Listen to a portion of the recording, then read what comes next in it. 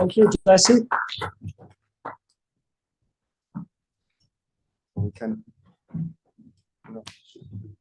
So meanwhile, while Professor Vladimir Zodorovsky, is that correct? Close enough. Close enough. Is setting, yeah, please, Alex. I tried my best. Is setting things. I will like to introduce Professor Vladimir Zodorovsky, and is a professor at the University of Pittsburgh School of Computing and Information. His research interests include information integration, data fusion, complex adaptive systems, and scalable architectures for wide area environments. I would like to mention that he has received several Best Paper awards and chaired and served program committees of different conferences and workshops, including ISTM. But thank you very much, and I'd like to present your paper. Thanks so much. When I was sending the summary, I didn't expect you to introduce me in this beautiful way, but anyway, I do appreciate that. So my story is about the experience with technology transfer in a very challenging area, essentially an area which failed, in the area of political violence assessment. So this is a work which we perform in an interdisciplinary team with our colleagues from Department of Political Science. And everything can be motivated with few simple examples, and this one probably is the most prominent. Why did we fail to assess Arabian Spring? If you look at this, by the way, I think there must be some laser pointer here. Some simple point. So this is okay. Doesn't. Never mind. I will hand wave. So if you look at this, I apologize, but I think I'm fine. Don't worry. Don't worry. It's okay. It's okay. So anyway, so the assessment as it has been performed at that time was based on few indices. Those indices are rather heuristics, which were coming from some experience in political and social science. If you look at those numbers associated with each of those countries, for example, Tunisia, 122. It means that there are 122 countries ahead of Tunisia, which are less stable.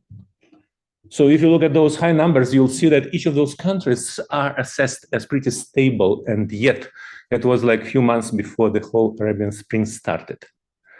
So this indicates that the state of the art in political science and social science was rather low, and it keeps being like this even now. So we do really need something which would work better. And we came up with this vision of social weather service. Imagine it would be cool if we would have some system which would assess social weather in a way as the National Weather Service assess national weather, right? But then again, you can imagine that this kind of assessment from national weather basically requires a lot of input from different kind of sensors, which are spread all over the globe and in satellites. What kind of sensors we have in order to assess social weather? It's a challenge indeed, because first, the social science, as I said, is really in a very premature state of the art. I would love to have something like in the previous speaker, he mentioned, okay, we have physical-based model, which is computationally expensive, but damn accurate. Nothing like that is here. We don't have anything which is even computationally expensive, which would give us some good accuracy. So this is indeed something which would require some data-driven analysis. But then again, what kind of data-driven analysis you would do if the data is so sparse and so unreliable? The social sensors, if you can say that, are exceptionally unreliable and spread all over the world in different kind of human rights reports, interactions between, I don't know, groups, social media, and stuff like that. So that's the challenge which we are facing right now. And in this project, which is supported by NSF, and it's actually done in collaboration. We tried to come up with a data streaming infrastructure, which would consume some kind of critical social data and feed it in a system which would be capable of raising some kind of early warning signs of a trouble. So it's a continuous collection and integration we are after, and we'd like this data to be easily and nicely interpretable. That's a big context. So we came up with the project which we call Triad. So we are not embracing the whole area of social weather service, but we are analyzing so-called horizontal inequalities in the society. It turns out that among all kinds of inequalities which we can observe in a society, horizontal inequalities seems to be the most painful. What it means? It's not an inequality where we have poor and rich. It's an inequality in distribution of resources between different social groups, religious-based, education, racial, and stuff like that. As those groups can be quite rich, but then again, as soon as the fairness of the resource distribution is violated, it may bring very severe instabilities. So this kind of exploration we perform in this Triad tracking horizontal inequalities project. And we ended up with this infrastructure, with this architecture, which have already been implemented to some extent, where we grab data on the left and we produce what we call early warning system. And this point, this block at the right, data interpretation block, that's where we are seeking for contribution from Tsetlin machine framework. So the challenge is that the data which is coming from the left is very badly organized. It's unstructured, it's flat text. It's something which is very difficult to grasp. It's not like numeric longitudinal data. So that's why in our collaborators, colleagues from the Department of Political Science, they developed a system called Pulsar. So human right text parser.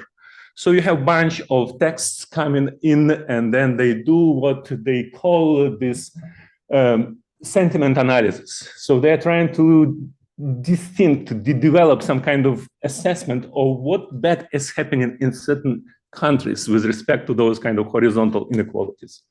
So there is a sentence like security forces are regularly participating in the abduction of minorities. And as a result of this Pulsar parsing, we distinguish between perpetrators, victims, and all kinds of characteristics of that relationship. And what we do next, we start counting things like, okay, number of violations, what kind of violations, what kind of perpetrators applied those violations to what kind of victims. And then based on this data, we'd like to come up with what we call explainable data streaming. So free text with some human rights assessment, converted in some kind of numerical parameters. And after that, we'd like to interpret them in such a way that our colleagues from the Department of Political Science would be happy in understanding what's going on. That's quite a challenge. So interpretation is not just interpretation, but it's explanation to someone who is quite remote from the application domain. So this performance, this kind of parsing occurs continuously. So we keep parsing, generating those numeric data, and then we transform that in a set of binary indicators which are suitable for Tsetlin machine interpretation. So binary indicators should also make sense from point of view of our colleagues from Department of Political Science. So one thing which I'd like to elaborate on is the prediction of civil wars. I mean, of course, we can assess different kind of troubles in that kind of data, what kind of instabilities may happen. But let's consider something which is exceptionally visible, the civil wars. Civil wars we can predict based on few indicators. And how did we perform the transformations here? So we checked the data stream. We counted the number of civil wars in the previous data as it arrives. In addition to that, we checked the durations of those civil wars. So for example, the expectation is that if you have civil war going on, then it is likely that it will end if it is long enough. People are getting tired of it. But as you see later, it severely depends on the area. So in Africa, they indeed are getting tired of the long civil wars. Like in Latin America, somehow it provokes civil war. So you'll see later. So we have these indicators, and then how did we perform the binarization? So first of all, we estimated those statistics for the whole cohort. Like, what's the average number of civil wars in that particular area, in that particular set of countries? What's the average duration of the civil war in that particular area for those particular countries? And then we have another variable, which is whether we had a civil war last year. Those variables were suggested by our colleague from Department of Political Science, but it was us who actually extracted those variables from that data using that data stream. So if you look at this table over here, you'll see that this is part of the stream related to Afghanistan. And in the right corner over there, we have the binarization, like V last year, B mean, and D mean. Those are the three binary variables, which are basically indicating that there was a war last year, and somehow the number of civil wars was above the average in the area. And D mean, we observe the duration of the civil war, which is getting above the average duration at the end as soon as the duration is 5 years. So we have long sequences of those ones associated with the civil wars. And what is interesting, in different areas, those durations are distributed in a very funny way. So for example, in Africa, you observe a lot of short duration civil wars. While, say, in Latin America and Middle East, it is changing. So you have few but longer duration civil wars. So all those things, again, are just observations. There is no any formal theory behind it. So our colleagues from Department of Political Science simply know that. What we are trying to do, we are trying to grab this data and come up with the assessment, with the rules, with the positive and negative rules, rules of civil war, rules of no civil war. And this is how we perform that. So this rule of civil war should be combined out of those binary indicators. And we did the prediction using accuracy, precision, and recall. And we were generating those positive and negative rules in this particular example, mostly using accuracy, although we could do the same with precision and recall, depending on what is more important. For example, if you could tolerate some misestimation of good thing, then probably recall would be important. So this is something which is related to Africa. So we actually came up with these estimates for positive and negative rules. And if you look at the positive, that's the rule of civil war. So the number of civil wars is above average. There was a war last year, and ND means N means negation. And the duration of that civil war is also above average.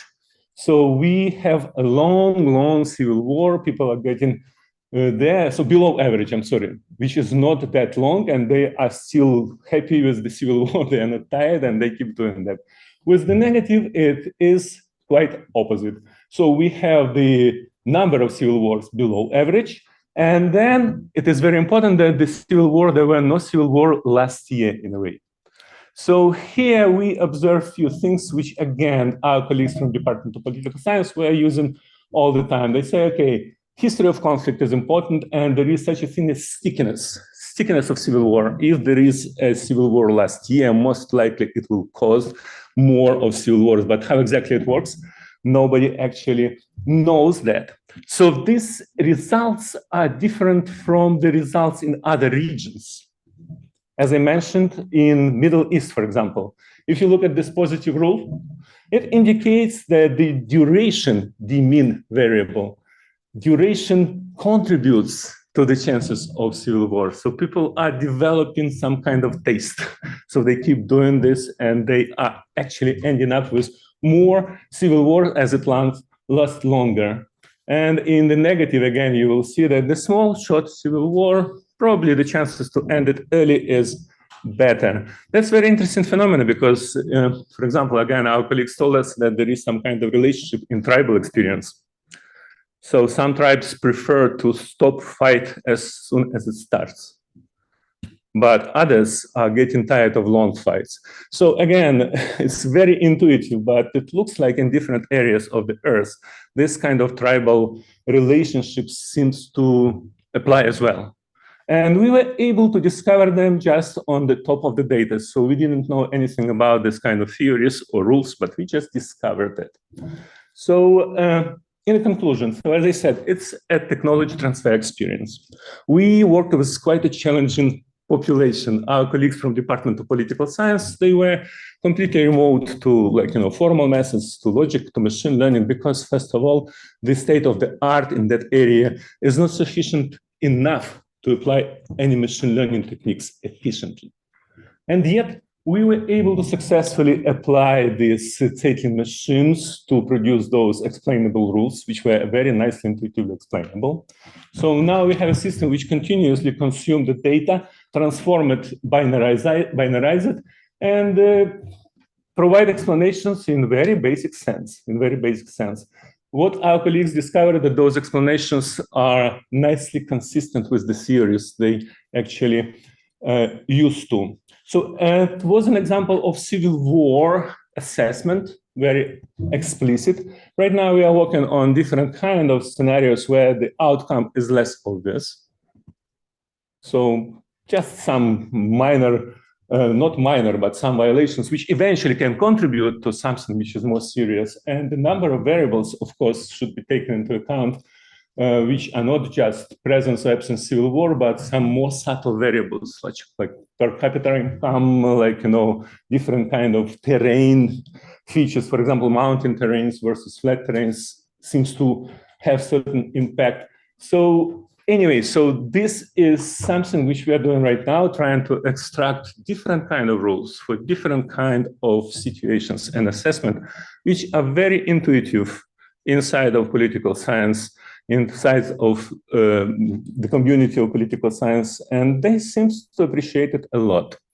So I'd say that this is a successful experience of technology transfer, really large-scale technology transfer, and it is very successful in the sense that we were able to communicate this to domain experts. You probably know that many people contribute to some kind of lack of success on machine learning technologies in medical area, because doctors are simply not able to understand those rules, those explanations which machine learning methods are delivering them. The situation was quite different. So it looks like they were able to capture it immediately, and we are very optimistic with respect to what is going to happen next. So this is the story. Thank you very much. Thank you very much. Very interesting application of machine learning on a more social science oriented problem. Is there any question there? Yes, there is a question. Okay, we can. Thank you, Vladimir. The question is that, especially in the light of the current stage, it's very interesting. If you can speak in the microphone, I'm sorry. All right. So what is the source data for you say that you parse some text. So what is the text? Especially if you consider Afghanistan, there is no internet there. Right. So what sort of text you can parse? So that particular data, we have a large cohort of human rights documents, which are produced by different kind of agencies. So, and this is something which is accumulated in our Department of Political Science colleagues. So they have huge number of flat texts, and they are updated every year from those agencies. They are reporting what kind of violations occurred, how good is state of treating women, treating children, how police is friendly or not friendly. So something which is exceptionally informal. That's the data which we were using and putting in the parser and getting some numeric assessment. Right. But in principle, we can definitely combine it with more dynamic social data, but not yet. Sorry, please. My question is regarding that word explainable. Do you mean sort of understandable features that the domain experts would accept, as opposed to a causative set of rules saying there was you didn't have you had a war last year, and so you're going to continue this year because it hasn't lasted that long, or there was a civil war in a neighboring area, and it happens regularly in that region. Therefore, so this word explainable, do you mean understandable feature, or do you mean anything more than that? Yeah. Excellent question. So that's basically what we discovered both. So essentially, when we produce those rules and the way how we produce those rules, so it was easy to follow how the model actually works. So first of all, the outcome was explainable for domain experts. They didn't make any effort to understand what's happening. And second, it didn't take as much effort to explain how exactly this has been generated. So since we assess those variables, we explain them how the logical interpretable learning occurs and how the model has been trained. So both how it works and the outcome were explainable, which is I would say understandable. Understandable, yeah. As opposed to a causal model. Yeah, that's a little bit less formal, yeah. So we will take the last one. Interpretable. And then. Thank you much. Great presentation again. So my question is a little bit less on the technical side, is a bit more on, so when you get to work with like social AI, you run into problems where people talk about implicit bias from data, because obviously a lot of data are subjective and human created data. So how, because you guys also said you created the data augmentation at the beginning as well, how have you guys combated that whole idea of implicit biases in data? For example, unreliable sources, or a source that is specifically for a group or not for a group, so those sorts of things. How would you guys come back with that? Maybe not as much, for example, this sort of problem, but there are problems that you will hit, I imagine, where that will become a critical thing. And then how can you justify as well that the TM's answers or the TM's understanding or features, like the rules, are not subject to such biases implicitly? Excellent. So that's one of the disadvantages of dealing with this kind of subject, where the data sources are unreliable and the concepts are not very well defined. So my excitement actually is based on the expert opinions at this point. But you're absolutely right. So it simply means that there are people who believe it works, right? So at this point, we do not have a solid way to assess the outcome of this modeling, to assess the rules, and to prove that they are non-subjective in a way. We simply believe that Professor Coloresi from Department of Political Science in University of Pittsburgh considers it reasonable. How to assess it in general, how to make it more objective. It's an open question. In general, it's a question of this kind of efficient technology transfer, and that's where I believe TM is making a very good job to bridge these things, because there is a subject which we could discuss very productively with people who do not have much of technical background. The answer to your question, we don't know how to do it. It somehow works at this point, but there is no any systematic way to assess it. Does it make sense? Thank you. Well, thank you very much. Vladimir. So while we are preparing